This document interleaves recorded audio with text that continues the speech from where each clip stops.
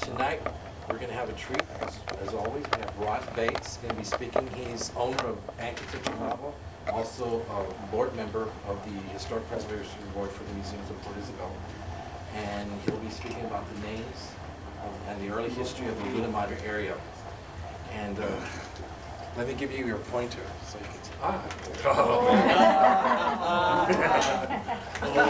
That looks like a setup to me.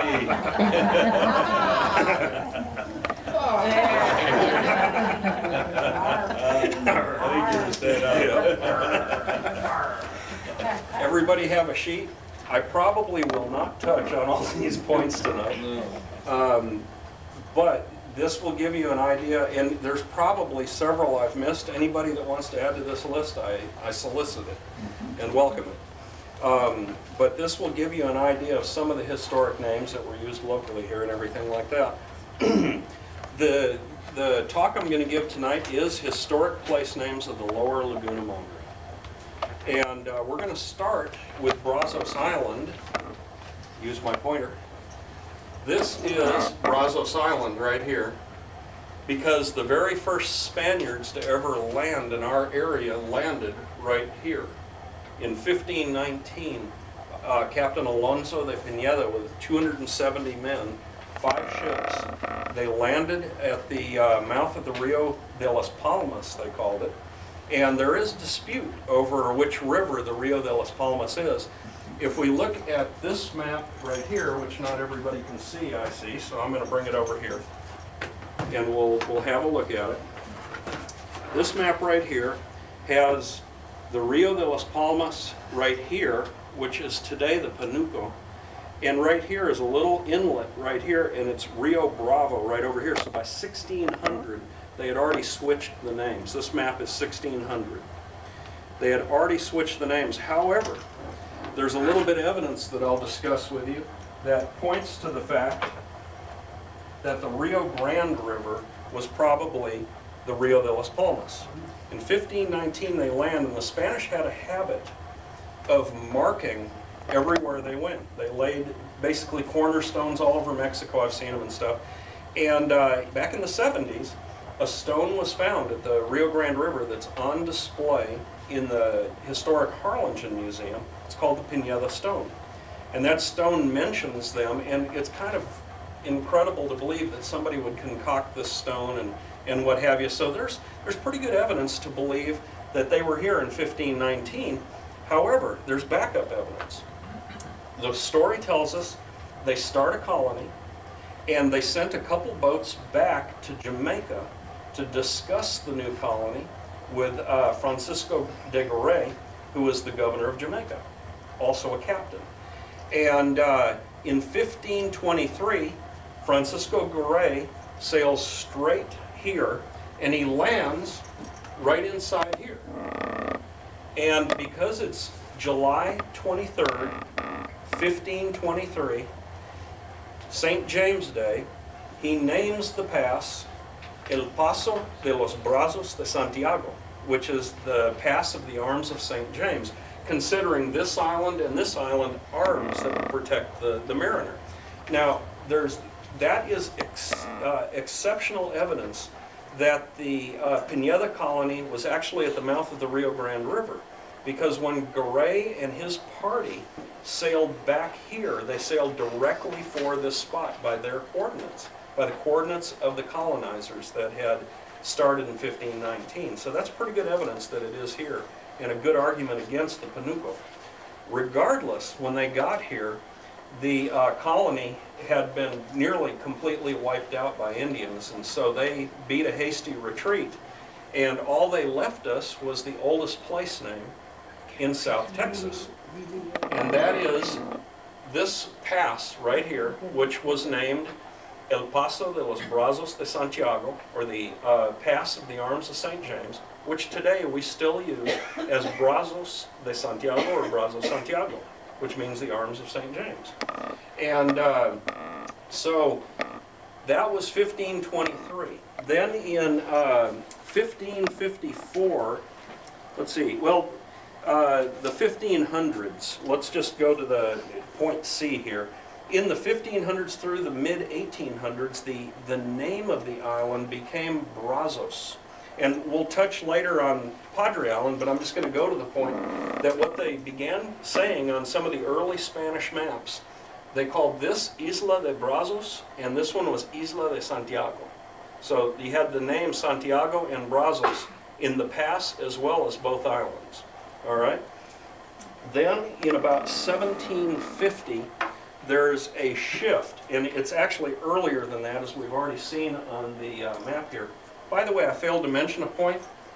This fine gentleman right here on his horse, also wielding a sword, is Santiago Matamoros II, which is St. James II, the Moor Slayer. And the story is, in the 1100s, at the Battle of Salamanca, St. James was resurrected and fought with the Spanish against the Moors. And Salamanca became the battle that began the retreat of the Moors out of the Iberian Peninsula. So he has become the patron saint of Spain, and because the pass was named on his birthday in his honor, he is also the patron saint of the Brazos Santiago Pass, and the namesake. That's why that's here. Where's the channel changer deal? What's in a name? What's that? What's in a name? Yes, what is in a name? This is a later map, and it just gives you a better overview than that earlier map on our area. Here is the Rio Grande River. Here's the Boca Chica Pass before it silted in. Here is the Brazos Santiago Pass right here. Padre Island, Brazos Island. This is Clark Island. That's a pretty fanciful rendition of Clark Island. And there's Port Isabel up there in the very top. So that's a good overview of what's going on here in the area that we're discussing right now. And it gets us up to some other historical points. Another common name, if you look in old newspapers from the 30s, 40s, 1830s, 40s, and 50s, you'll see Brazos Santiago mentioned all the time, just as two words like that. And it's usually steamers bound for, and they'll say Brazos Santiago, all right? And Brazos Santiago was actually the port right here. This little area, that was actually a town, and that's where the port was, right there. And then the river, by the way, went from the Rio Bravo. Here it is right here. Rio de los Palmas originally. Then, and that's because of the Ceibal Texanas. We had that large grove here, and when Pineda and his men came here, the river was lined with cypress, and it was lined with these palm trees called Ceibal Texanas. And I failed to mention that earlier.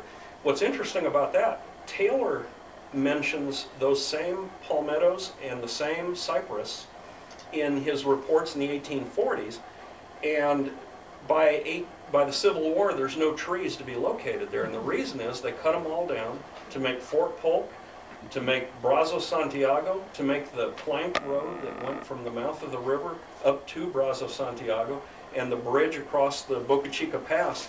The entire cypress and palm grove at the mouth of the river was cut down.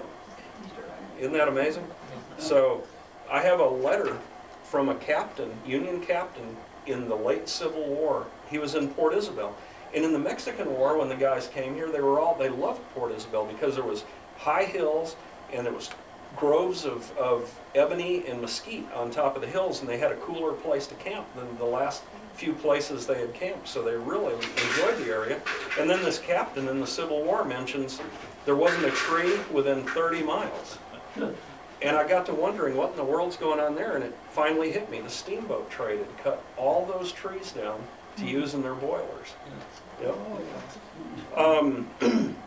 Sometime in the 1830s, and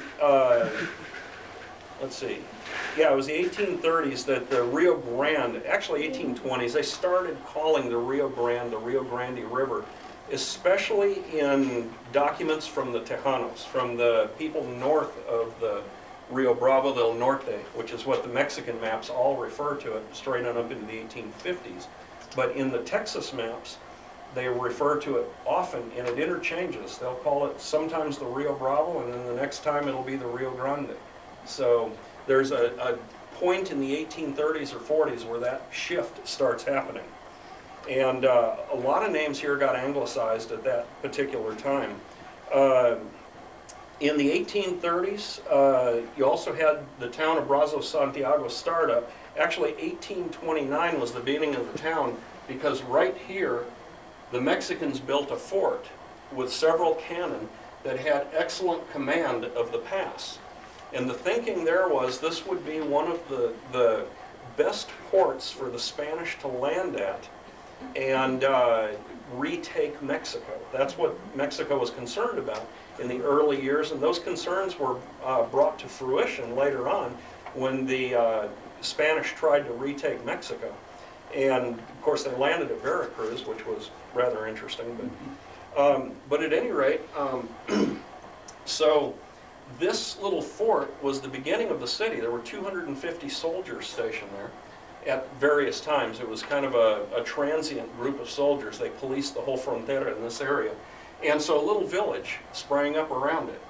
And then in the 1840s, a ranch community was formed right in this area. And I think they're trying to use this as the hill, but it actually lays right back in here, and that's called Dyer's Island. And it's connected to the mainland by shallow marshes and salt flats. But it definitely is a separate island with a separate name, and there was a ranch community there very early on. Clark Island right here, there was a gentleman that he had boats, and he did some fishing and stuff. And I think it may be the same Clark that Clarksville's named after. If you look here in 1846 through 67, right down here at the mouth of the Rio Grande was Clarksville. And that was named for Captain William H. Clark. He was a captain for Zachary Taylor, and he was also the harbor master for the little port that sprung up at the mouth of the Rio Grande River. His daughter, Teresa Clearwater Clark, became the first teacher in Port Isabel, and she also became a lifelong teacher in Brownsville a little later on, and Clearwater Elementary is named for her. So that's his daughter. But they were the founding members of the Clarksville town, which was right here at the mouth. And of course, the 1867 hurricane wiped it out, and so it's a ghost town. Bird Island, very interesting little place. Bird Island sat right about here, and it's interesting to note that it's not on this map. It's a shallow shoal, but it sat right out in here. And in the 30s, when they dug the Brownsville ship channel, they went right over the top of Bird Island, and it's gone. And if it was named after your family, forgive me for spelling it wrong. Del Mar, in the 20s through the 50s, right here on Brazos Island, right in the center, there was a little community called Del Mar. I think we have some photos that we're missing too, and we'll explain these as we go. And then from the 1840s up, the name Brazos Island was used for this island. So basically that island has been so named. How do I advance this thing? Oh, there you go. I do, Rod. Thank you. Okay, I'll remember that. I'm getting behind myself. All right, this is an 1840s, a mid-1840s artist's rendition of the harbor entrance at Brazos Santiago. So this is the Brazos Santiago Pass, and it's interesting that he did take note of a center wheel steamer going through, which wasn't always possible. Then you'll note all the schooners parked right back behind the dunes, all right? Today, this area back over in here is the highest ground on Boca Chica Beach, on Brazos Island. That is the highest ground. When they dug that ship channel in the 30s, they dug so much spoil out of there, going as deep as they did and dredging it all the way out, that they connected Brazos Island and Clark Island. So Clark Island still exists, but it has a land bridge connecting it today, and it's the highest piece of land on Boca Chica. That's why I'm. Yep. There you go. Next, please. This is a drawing of the same harbor. Now they've toned down the dunes here. I have to think this is more of an eyewitness, but maybe not. Here's Padre Island up here. Here is Brazos Island. Here's the Brazos Santiago Pass right here. Point Isabel's hills are well in the distance back here, and here's all your tall-masted ships at anchor. This right here was a landing of the Gulf Squadron in May of 1846. And that's an actual artist on board's conception of that, or rendition of it. Next, please. This is General Nathaniel Banks, and he landed on Brazos, at Brazos, Santiago in 1863 with the Union Army. And so, next. And here is the map that an embedded reporter who came with the squadron at that time, which was called the Coastal Blockade, he came down, and this is his eyewitness drawing of the area, which was sent to all the northern newspapers, and he did a very good job. It's interesting to note that in this this map that he drew, it also is much larger, and it shows Brownsville.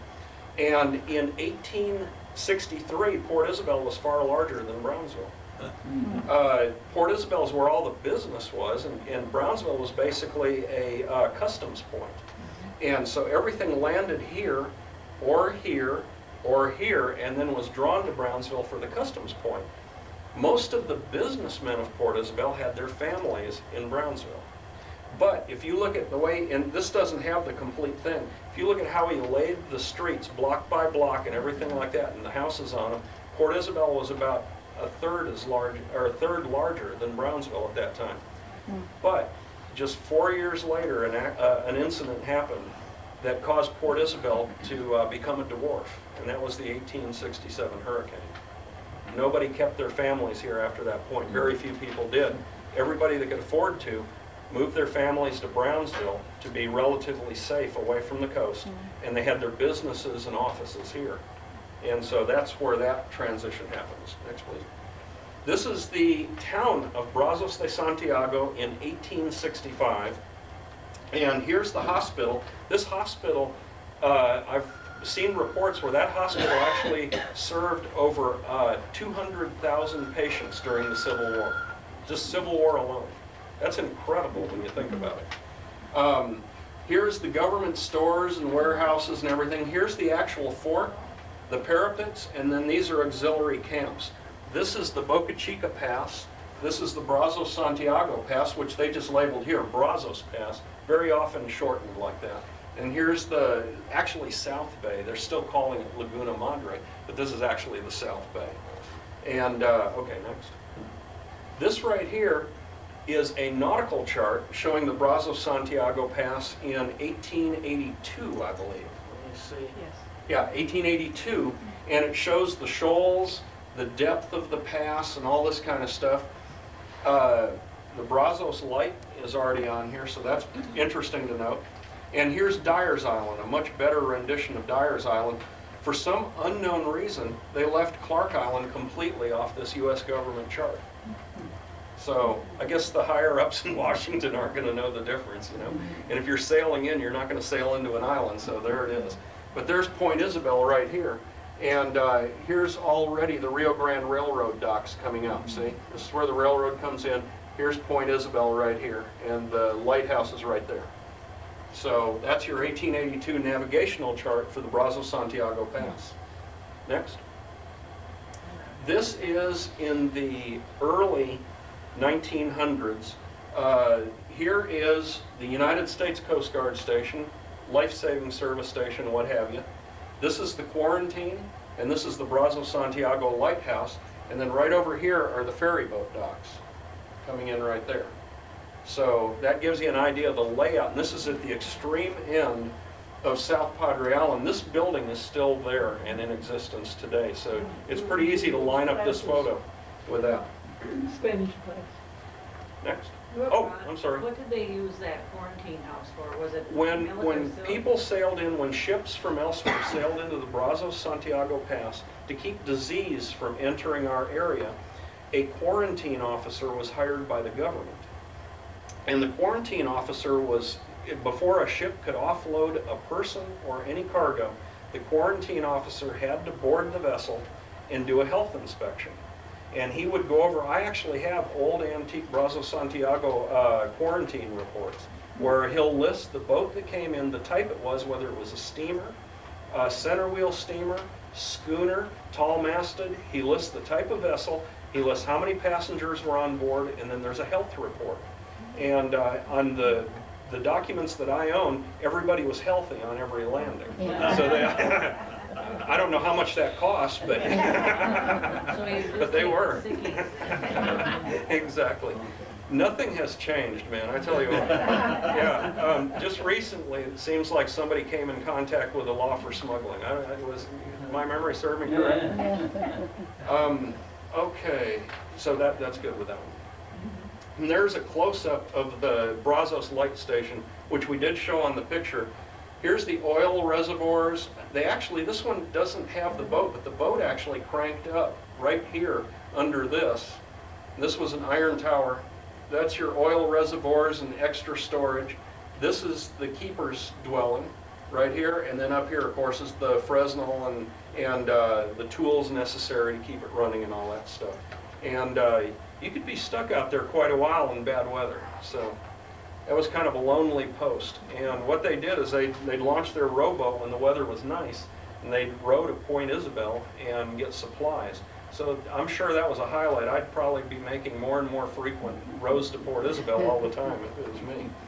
Okay, next. This is your life-saving station on Brazos and the crew. It actually says on Padre Island, but I have not been able to confirm that on the southern tip of Padre. So many 3/4 of the documents call it on Brazos, and then about 1/4 of the documents will say it was on the southern tip of Padre Island. My thoughts are it probably moved back and forth depending on storms, how the buildings got destroyed and everything. But there's no doubt that the life-saving station, and that is the United States Life-Saving Service.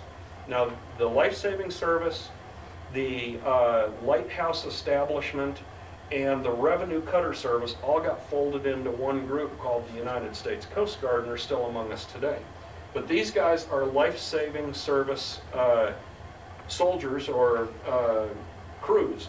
And this guy is the captain in charge, of course, and all the guys in white get to go out in bad weather. And that's the station right there. But that's a good idea of what the area looked like in the 1890s to early 1900s. Now, that's sand behind there? Oh, that's all sand. This is all sand dunes right back here. That's the boathouse. You can see where they have a little deal, but boy, I tell you, it's a long walk. I think these sand dunes have built up since that was built, because that's a long way to go with your boat. I'm sure by now they've got pilings stuck out in the pass with the boat attached to the pass, and only put that thing away when they had to. Okay. This is a typical small schooner, just to show you the kind of boats that worked out of the Brazos Santiago Pass.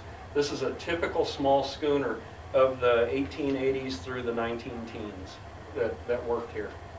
Okay. This is the beginning of modernization of our area here, and this is the building of the jetties. And you can see the cranes are right now at work in both photos right here. This is Brazos Island right here. This is South Padre Island right here. You're in the air at sea looking in toward the laguna.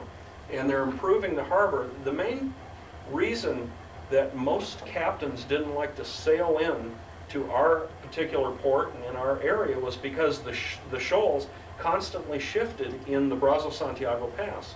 And so the Army Corps of Engineers, now you can see right here, and I'm not sure if that's remnants of it, but I believe it is, there was another jetty project in the 1880s. And it was it did not help. It wasn't large enough. It was a failed attempt. So that could be remnants of that project right there. But at any rate, this one has worked.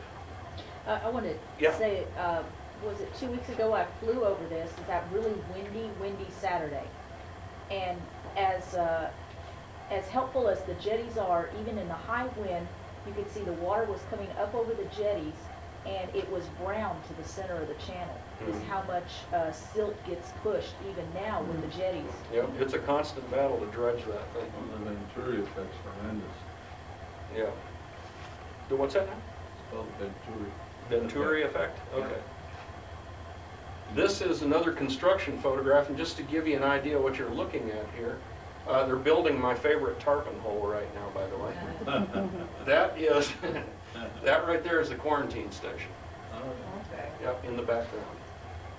And so, and that quarantine station stood up All that until stone in the jetties, that's Texas stone? Texas granite. Yep, yep.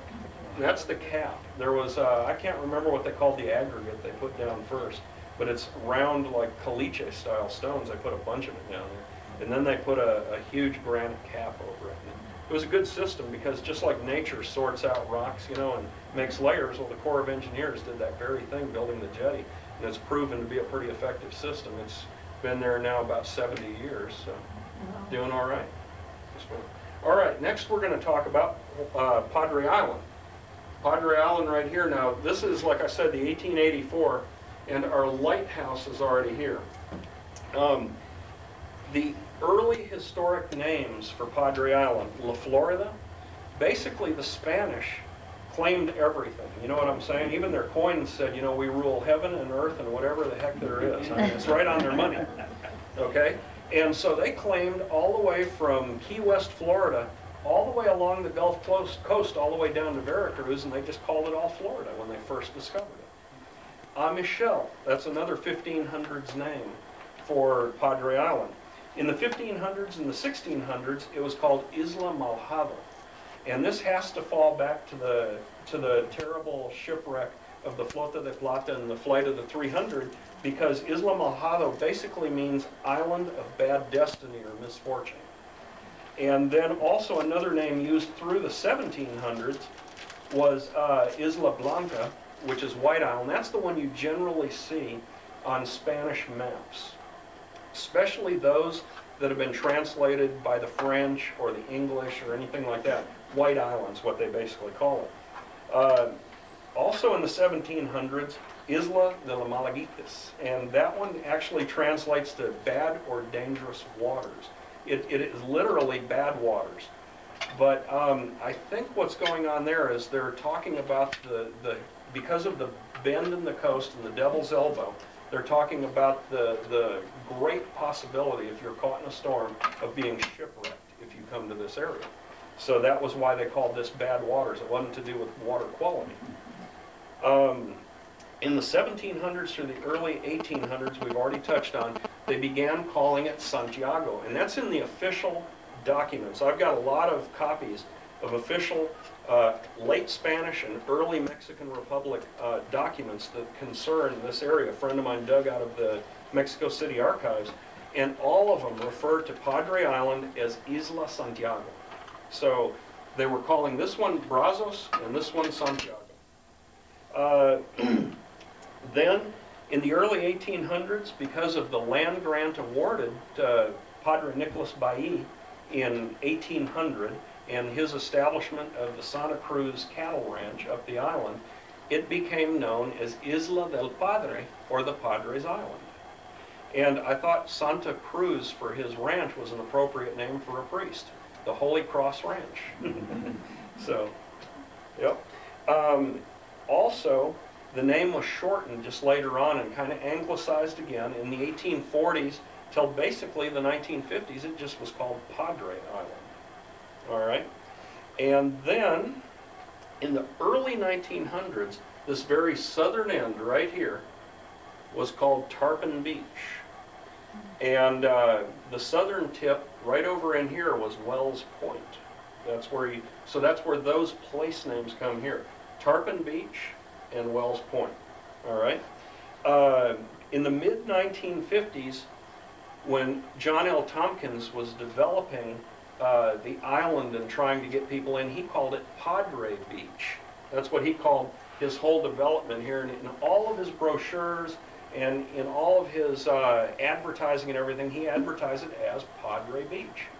And then in about the late 1950s, when the Port Mansfield ship channel was dug across from Mansfield, the island was divided and it got its present names, either North or South Padre Island. All right, next we have some photos to explain. This is the museum's great rendition of the wreck of the Flota de Plata. Next. There's some of the coins for which we all love to look and seldom find. In the early 1900s, Padre Island was considered a very favorable bathing spot, so people were ferried from Port Isabel over there, and there was very little in the line of amenities, but they enjoyed a day at the beach with their family. This is in the 1920s right here, and this is the Casino Hotel here. It's a great photo of a couple clowning around in the surf. Next. And here's the same general area in the 1930s. I believe this tower right here was built for the coyote hunt, and then the Casino Hotel wound up using it as kind of a lookout and what have you.